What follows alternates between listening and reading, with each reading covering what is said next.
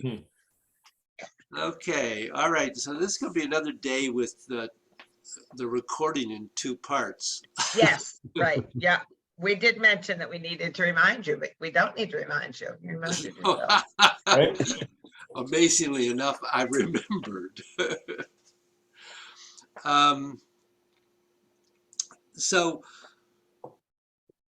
the next thing that actually we went into, I'm not sure that I'm going to spend much time with, because you've all, I've talked to all of you about the fact that the the knee is a weight transference joint and not a weight supporting joint, and that you want the energy to flow through the back of the knee, which is open and soft, which is where the cavity of the knee is actually, the energetic cavity.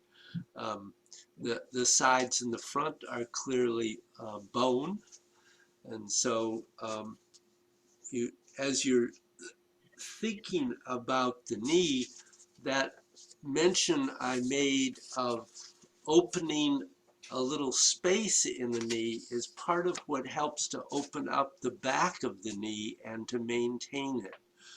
So that's really talking about a slight lift from the qua that gives you that little bit of space in the knee so that you can keep it open and keep the energy flowing through the back of the knee, whether you're going up or going down. Um, does that sound familiar? Yes. Yeah. Yep. Yep. And so I'm not going to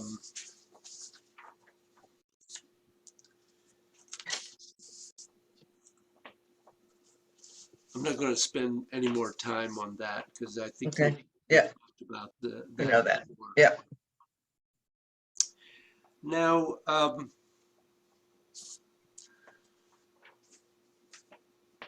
we want to have our chi, of course, running through that empty space at the back of the knee, and not getting stuck anywhere else. So what I want you to do now is to, again, just stand up and start with bending and stretching again. So taking that moment to connect your knee and to feel that connection down to the feet, tucking the pelvis slightly. And indeed, Joanne's point about remembering to not straighten up too much is a good one. And as you do this, you want to, again, have your mind inside your body and inside the back of your knee, and just keep it open.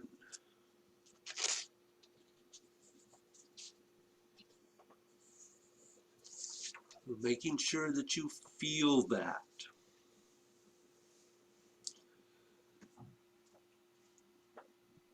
So when we do movement 4, since you're basically folding down and standing up, there are 3 things that need to happen in the legs. As we've said, one is your pelvis has to tuck, your tailbone has to go through your legs to the bottom of your feet,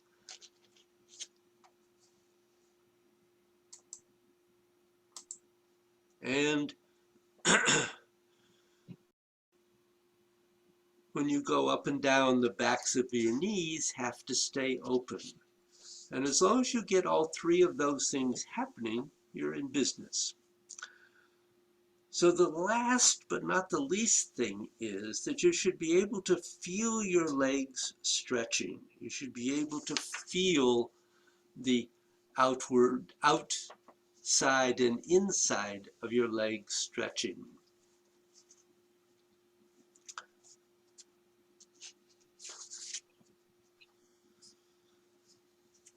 So now bring your arms up to the top as if you were going to go into movement 4. And then begin to stretch down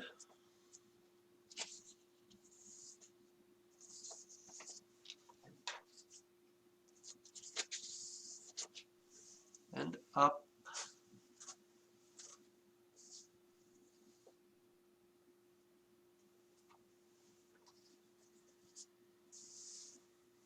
So when you fold down, I only want you to go down a little bit, whatever that may be for you, certainly not more than a couple of inches, not much.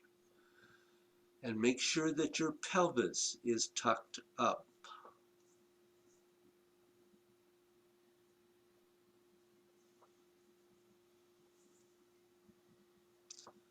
Let your hands go down so you can feel the stretching up and down your legs.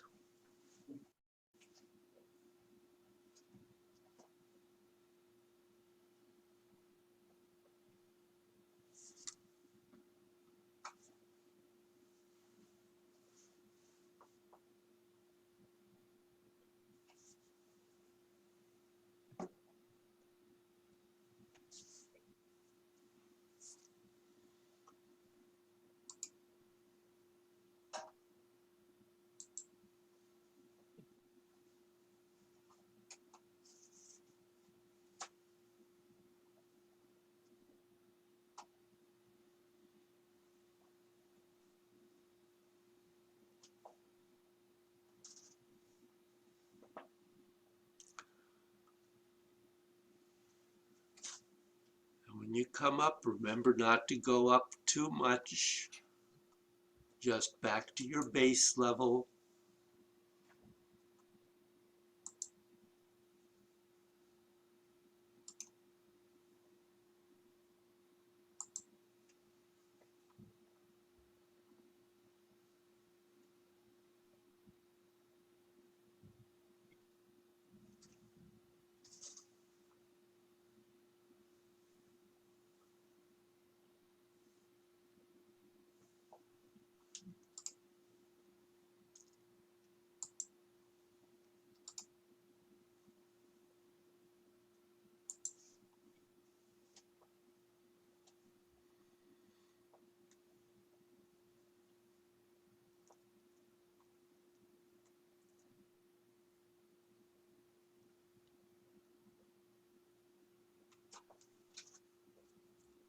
Make sure you can feel your legs actually stretching.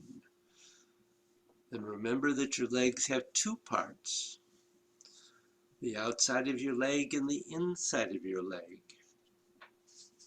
You want to make sure that both of them feel like they are stretching. We're not focusing on yin and yang meridians yet. We're just focusing on the fact that tissue in your legs are responsive to what your mind is asking them to do.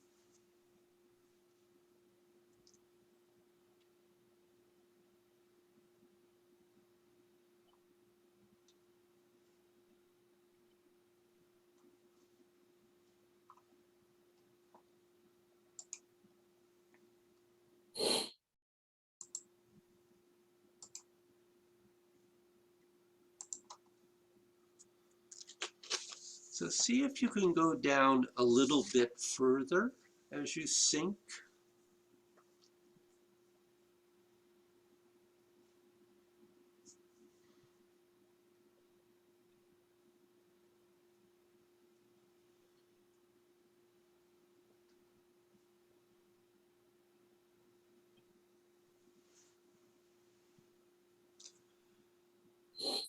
Keep your perineum open and the back of your knees open.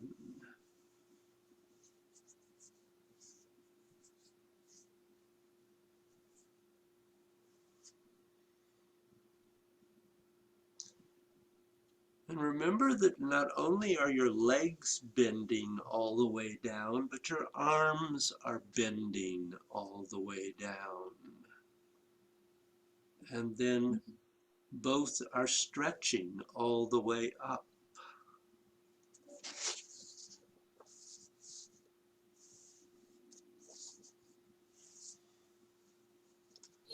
So this is about getting completely used to what it means to actually bend and stretch the tissue of your legs by tucking your pelvis, keeping your perineum open, and having the back of your knees open.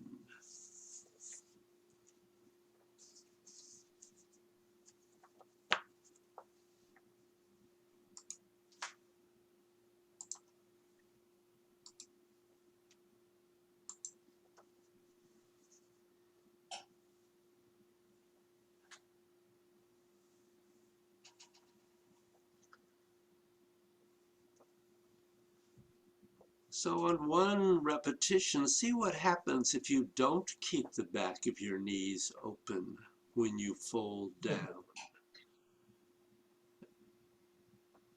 And often what happens is your body begins to bend a lot more forward, and probably you feel stuck at some point. So keep the back of your knees open.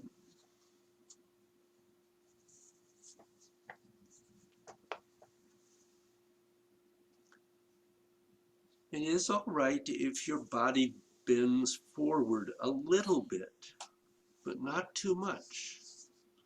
This is a qua fold, not a squat.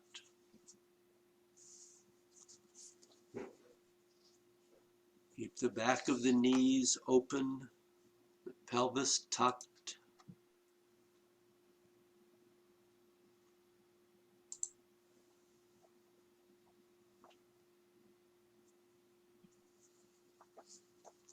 And feel the stretch as you go down from your spine to your feet, and as you come up, going from your feet up to your spine.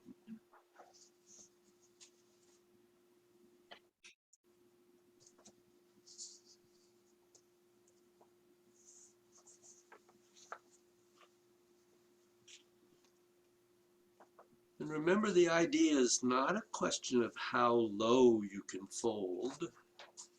It's about getting how to bend and stretch your legs from the fold.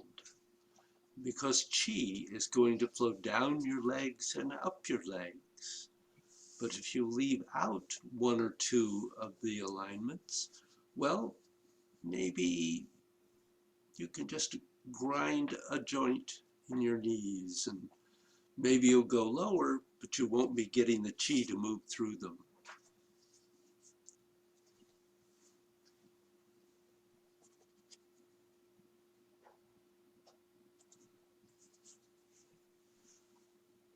So complete this movement and then pause and relax.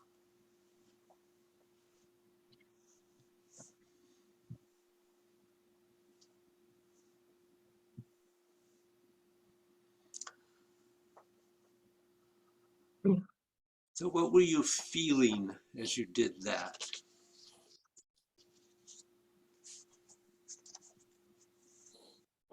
I could feel my both thigh and calf responding on the bend much more easily than on the stretch. I don't know what that's about, but going down, I could easily feel both the thigh and the calf. Mm-hmm. But I had no particular sensation in the inverse going up. So That's interesting. So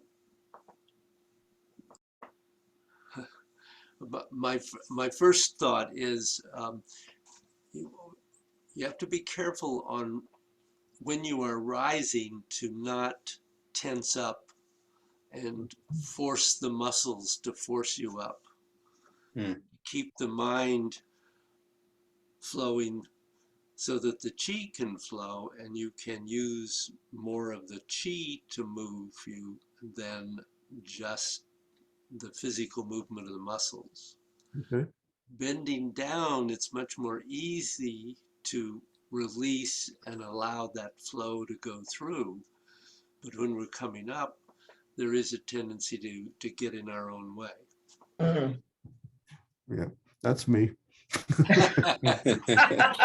Get him own I've way. been there and done that too, guys. Believe Yeah.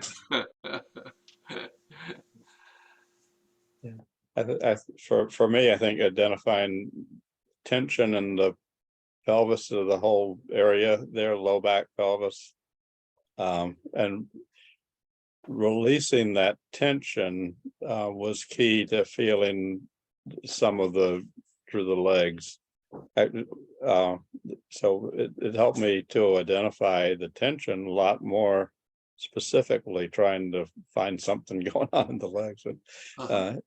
But the few times that I felt like I did do a whole up and down with that relaxation there, I felt like I was in touch with that stretching, and Good. particularly the Mhm. thigh, and to a certain extent the calf.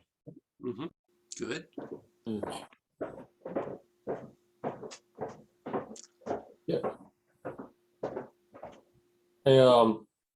I think I got a good sense of keeping things open in the back of the knees.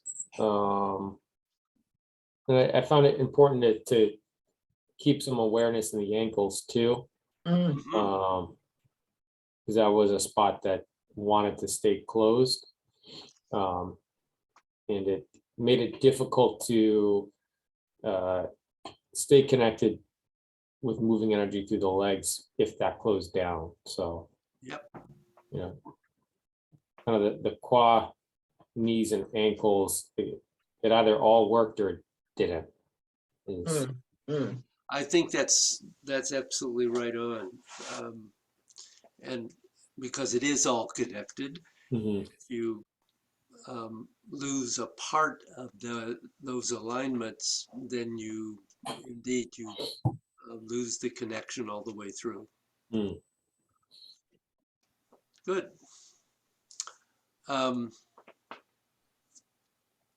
So one thing I might say is that the certainly one of the points here is not to force it, because you're trying to get the bend and stretch in your legs to be very even and very easy. And if you just try to fold a lot further, it's not going to be easy, and very probably you're not going to stretch everything in your legs evenly. So just don't be in a rush. And there's a somewhat interesting story about Talleyrand, of all things, that I'll let you read in here. So letting it go into your body gradually is more comfortable, and you'll start feeling the chi better, and you'll enjoy the whole exercise better. So the one thing I did want to point out on a physical level had to do with the bending and stretching. So let me just, we've talked about this before, but I'll just mention it again because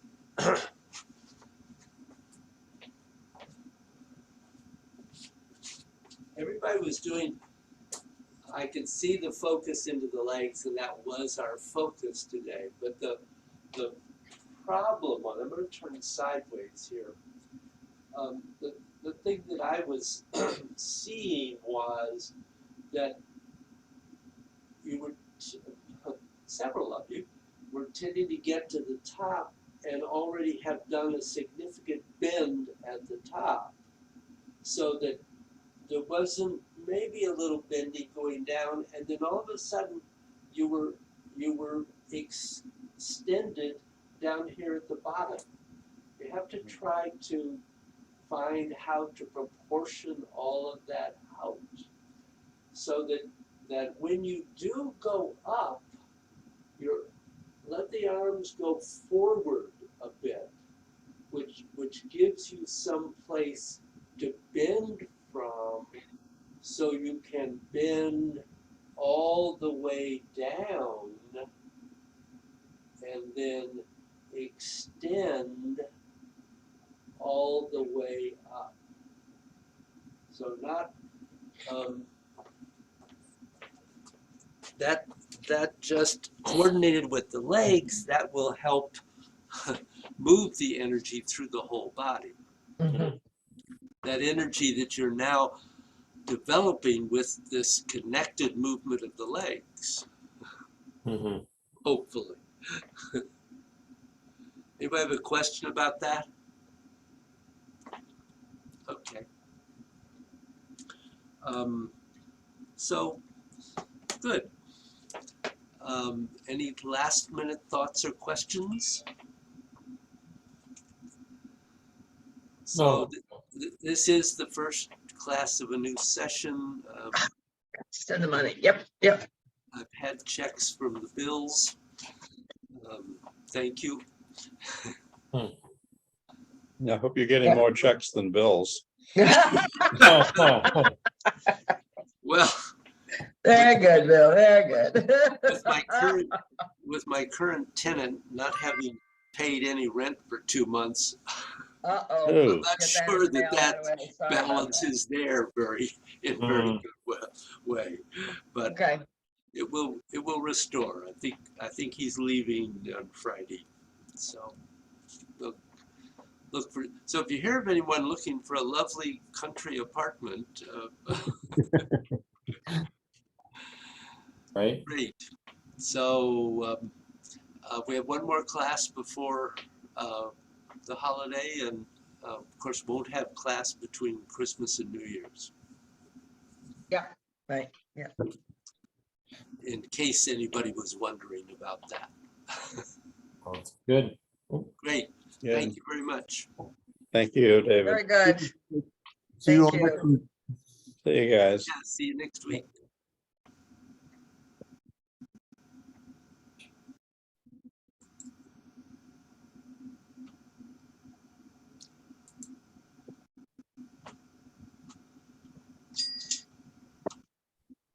All right. What was that? Sounded like a cash register. There. So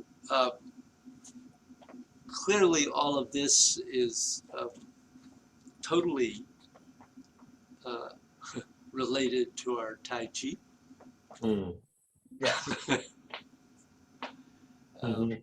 I remember years ago, when I told someone I was practicing Tai Chi, her first reaction was, "Oh, you must have very strong thighs." I thought, well, yeah, we don't do it quite that low as some others do, but Yeah. I can feel those thighs now. Well, Yeah, I was thinking, Adam, as a skier, you probably have much stronger thighs than most of us. that doesn't hurt. Yeah, Yeah, it no. helps. Anyone have a question related to the forum?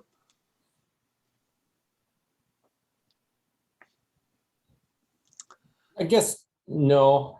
I find the tuck of the pelvis Mm, kind of an enigma,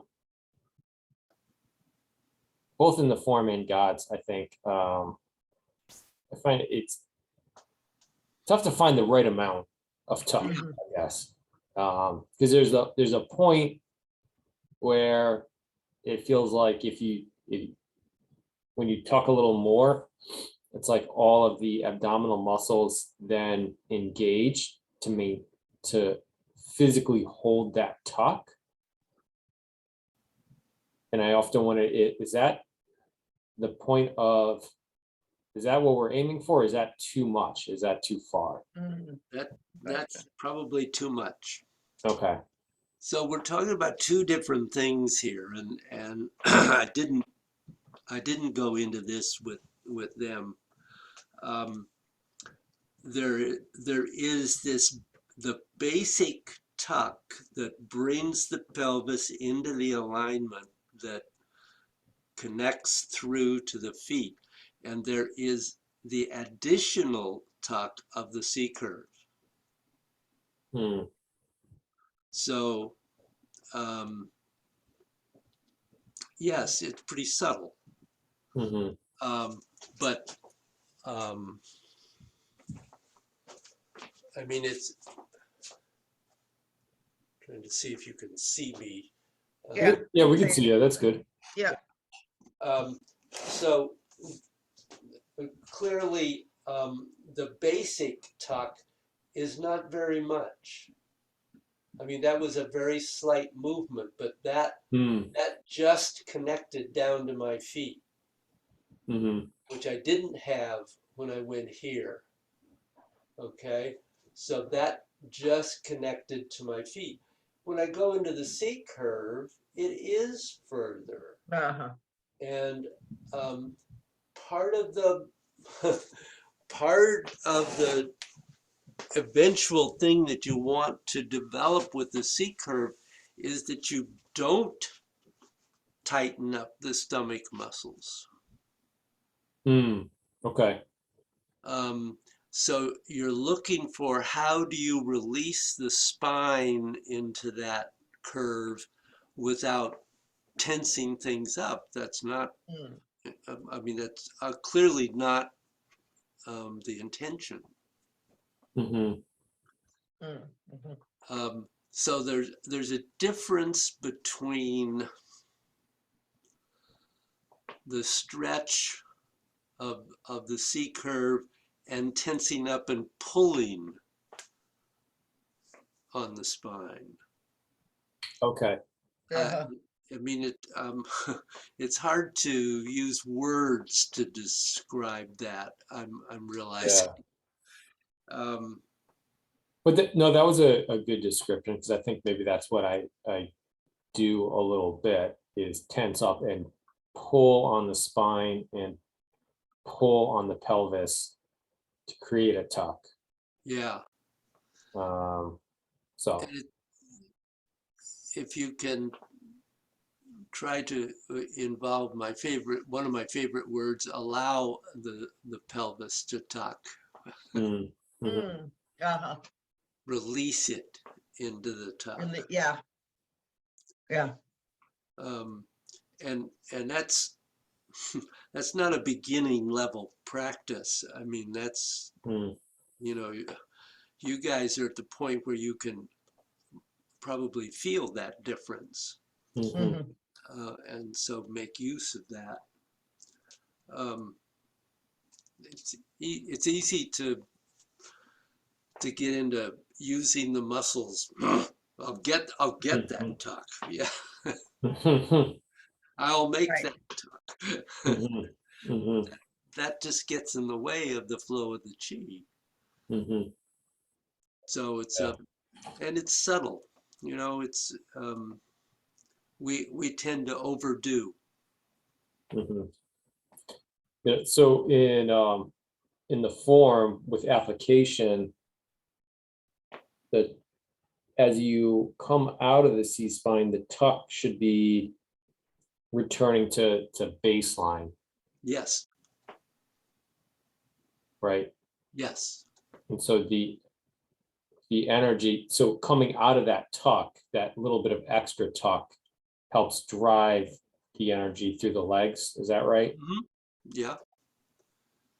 And it, It's it it's focused principally on the C curve is principally focused on moving the energy through the spine, but by moving the energy through the spine, you make it possible for it to move through the legs. mm, Mhm. okay.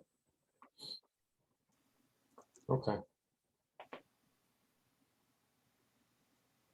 So the result of using the C curve, bend the bow and shoot the arrow, is that yes, it moves the energy through the entire body. Hmm. It is in a way could be described as a form of pulsing. Uh-huh. I don't know that I've ever particularly thought of it that way, but it's part of it. I mean, it's part of what we do when we're just standing and doing pulsing in standing positions. The C curve is part of that. Hmm. Right. So, so the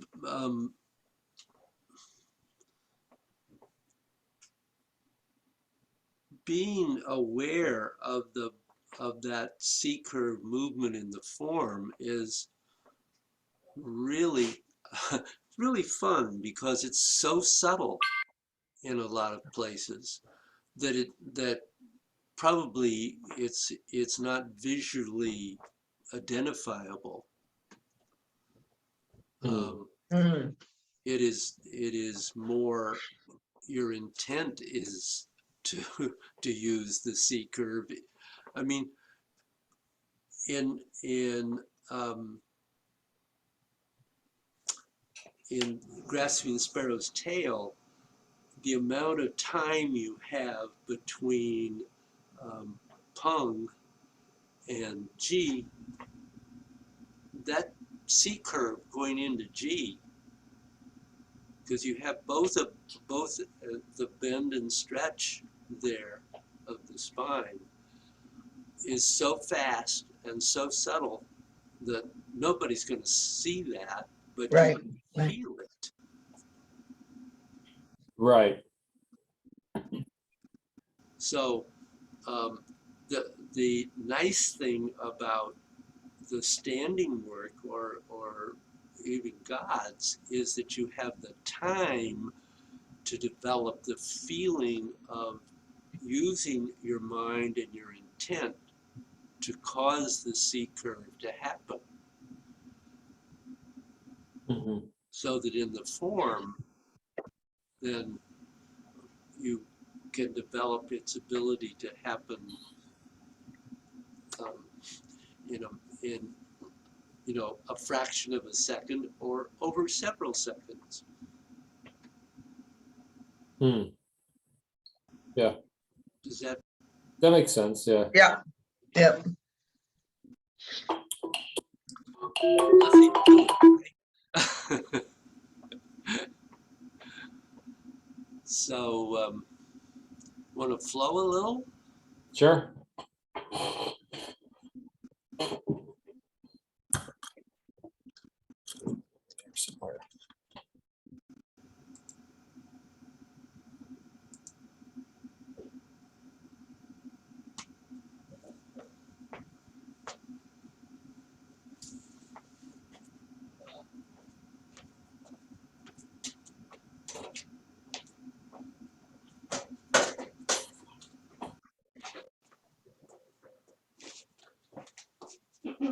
You don't have to flow with me. You can go at your own pace. All right.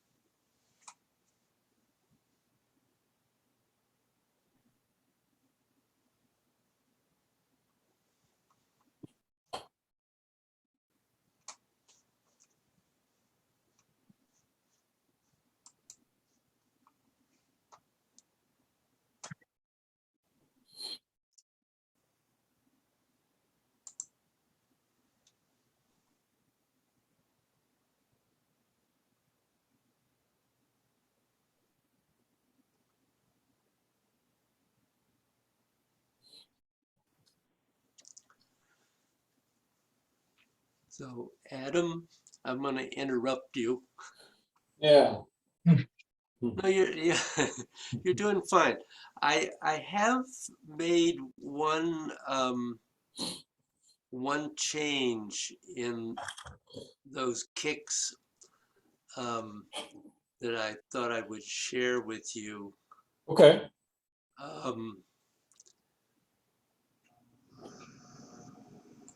Which I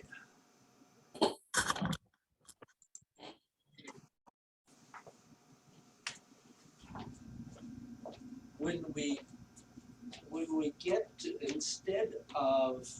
when we get to subdued tiger, instead of just going into a straight kick. One of the ways that this is done that I really have gotten,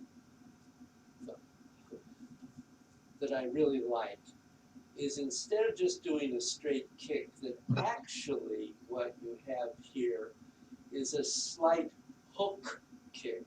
Oh, And the strike of the hand comes after the kick, so that that instead of what we've done before, what I've been working on is getting that hook and then the strike, and then into the next one, and same on the other side. Hmm. You might play with that a little bit. Okay. Won't say that you have to do that, but I'm liking that mm, variation. Hmm. Just makes a little more sense in a way. So the idea, of course, is that that little, and then the kick is fairly small. It's just having caught your opponent's foot and pulled them off balance. Just taking their distraction down to the feet so that you can strike. The other thing I noticed, Adam, just to remember, is that after when we go to the